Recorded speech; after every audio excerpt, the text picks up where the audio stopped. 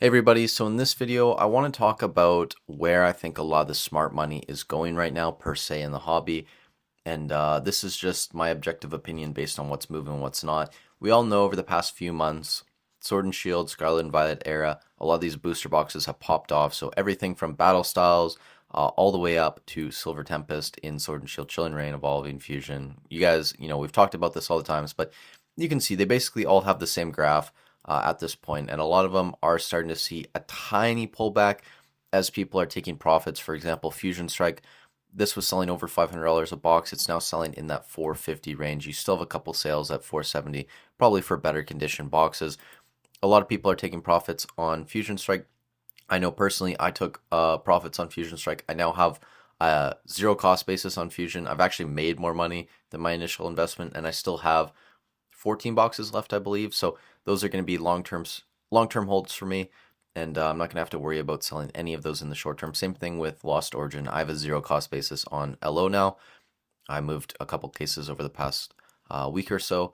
So a lot of people are taking profits. Same thing with Scarlet and Violet era. Paldea Evolved, now up in the 190s. I'm sure a lot of people who bought at $85, $90 are probably starting to sell some boxes. Obsidian Flame sitting around 170, same sort of deal. Twilight Masquerade, we did see a pop up to 190, now back into the mid 170s. Surging is actually kind of a surprising one here.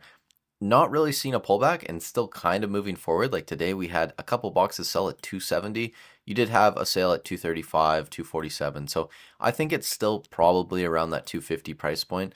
But that's still a good sign for Surging if you have Surging. And, we're at a point now where Surging is making a case to be the best booster box set in Scarlet and Violet era. And depending on what happens this year and what's released, it could actually end the era as the number one box. Do I think it's going to happen? I'm still holding out. I think there could be better sets coming this year, but it's going to be up there for sure. Now, outside of Scarlet and Violet, Sword and Shield, a lot of people are starting to turn back to Sun and Moon era, right? And especially the last four tag team sets. So in Broken Bonds, I mean, this was a $700 box, $750 for the longest time. Most recent sales from January 12th, $930, and then 4 days ago on the 21st, $1,100. Now, I'm not saying that it's a legit $1,100 box at this point, but it's probably somewhere between $930 and $1,100. So if you take an average of that, you're probably close to $1,000, which is over 25% move from a couple months ago. Unified Minds, I talked a lot about Unified Minds last year. Out of pretty much all the Sun and Moon sets, when you looked at the loose pack value compared to the booster box, it kind of looked like the booster box was undervalued in that 750 range. And as you can see now, most recent sales, January 8th, 850, 900, 950, 950 again. So this is a legit $950 box at this point. Maybe you want to make an argument it's closer to 9, but still up from 750, 800.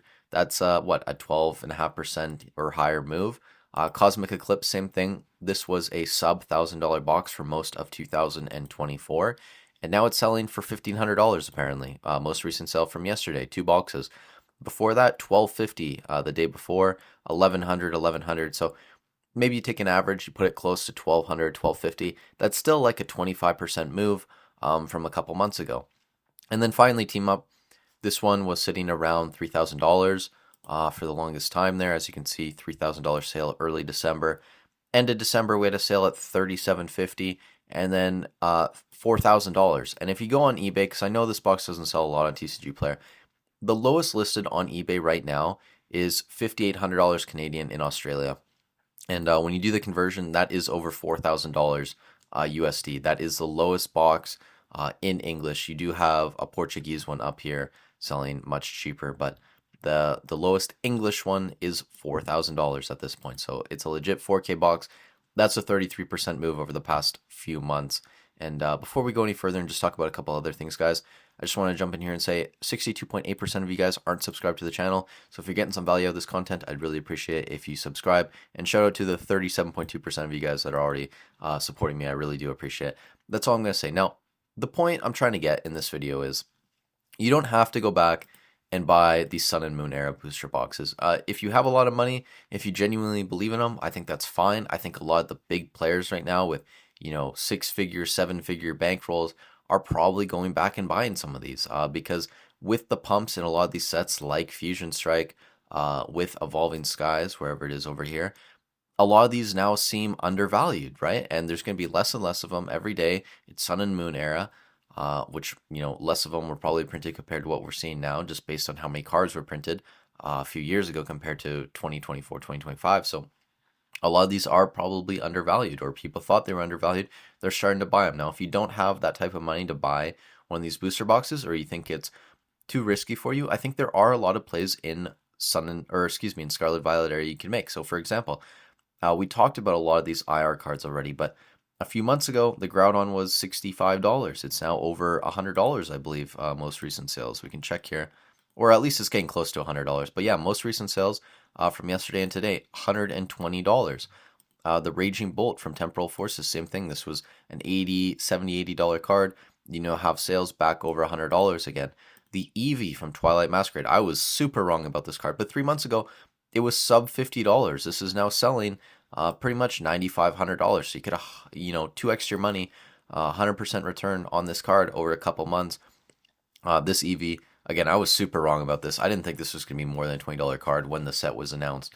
We're obviously in a much different market at that time. It kind of sat around that $40 price point for a long time until the hobby started picking up again, but it's now a $100 card. Like, that's insane. The Persian and Houndoom from Shrouded Fable, these cards were both around $20 a couple months ago, and I said, because based on where the market was at, I thought both of these cards could be in that $40 range, and now, if you look at the Persian, it is a legit $40 card. You even had a sale today at $60.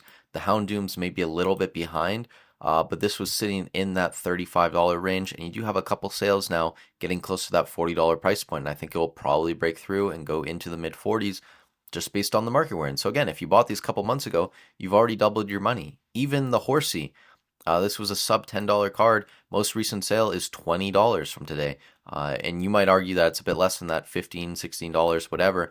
That's still a 50% move, and again, I know for a lot of you guys, it's not worth buying a single for $10 and then waiting until it doubles at 20 and then selling it. And I agree, buying low dollar cards, even if they double, it's probably not going to be worth your time to offload, but you can buy the PSA 10 copy of these cards, and you're probably going to see a fairly similar return percentage-wise on those copies, but just because the raw dollar amount is so much higher, that'll probably make it worth your time, right? Like, for example, a Raging Bolt is $100 raw, but a PSA 10 is $500 Canadian, $400 USD. It might even be worth more than that at this point, but 4 or 5x, whatever it is from the raw card, it makes it worth buying if that's what you're trying to go for. So there are always going to be plays, and I think in these newer sets with Prismatic, whatever's coming after Journey Together, I think there's going to be some cards in Journey Together, guys, that come out the gate, they flop, and then people buy them up. You're going to have to pick and choose wisely, but again, there's going to be plays in all of these sets, and that's just the point I'm trying to get across.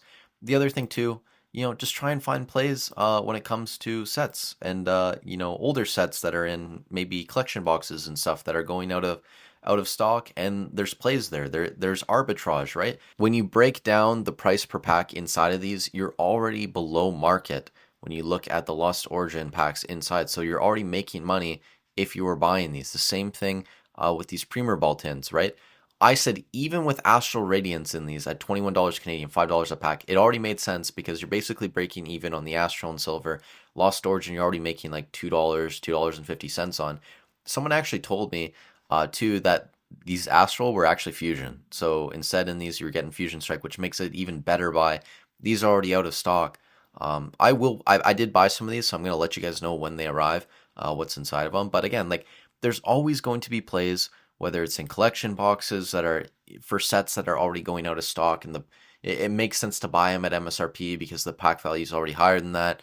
There's always going to be plays with individual cards and slabs, and then there's always going to be plays with sealed boxes as well. I'm just letting you guys know what I'm seeing in the market. Anyways, thank you so much for watching the video. Stay safe wherever you are in the world, and I'll catch you in the next one.